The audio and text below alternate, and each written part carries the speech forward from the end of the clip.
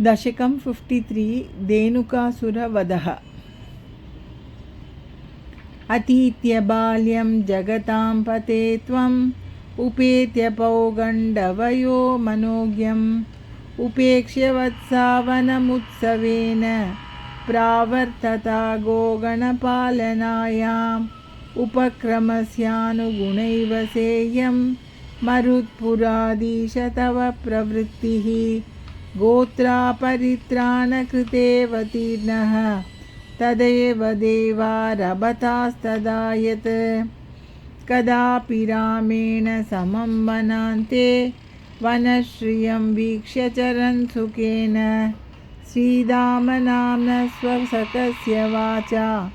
मोदादगाधेनुककाननं त्वम्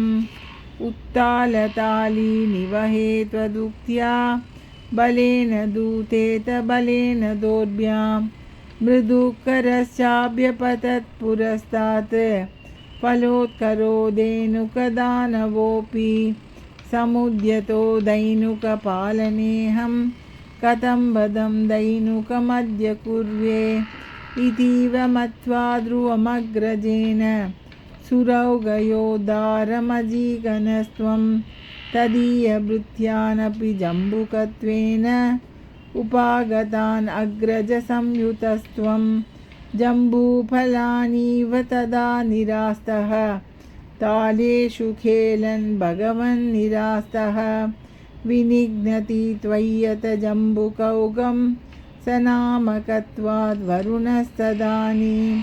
भयाकुलो जम्बुकनामधेयं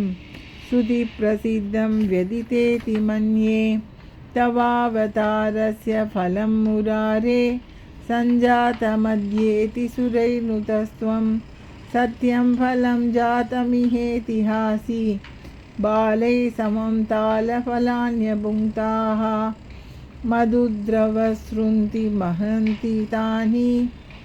फलानि मेधो भरभृन्ति भुक्त्वा तृप्तैश्च तृप्तैर्भवनं फलौघं वहद्भिरागा खलु बालकैस्त्वं हतो हतो धेनुक इत्युपेत्य